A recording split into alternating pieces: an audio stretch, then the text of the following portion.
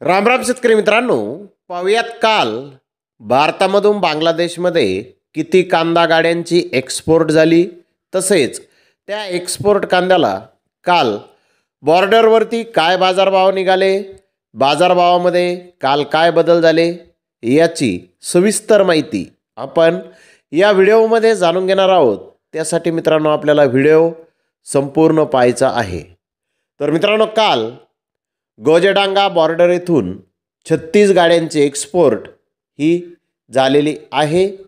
तर मेंदीपूर बॉर्डर येथून 28 गाड्यांचे एक्सपोर्ट काल झालेली आहे।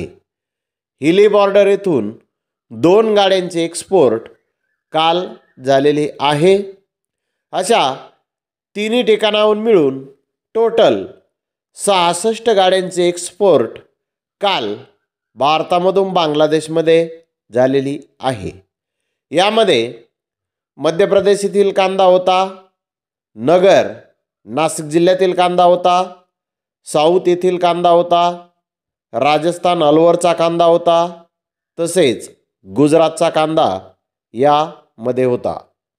मित्रांनो, काल भारतीय कांद्याला 31 रुपये किलोपासून जास्तीत जास्त 38 रुपये किलोपर्यंत बाजारभाव काल बॉर्डरवरती निघालेले आहेत।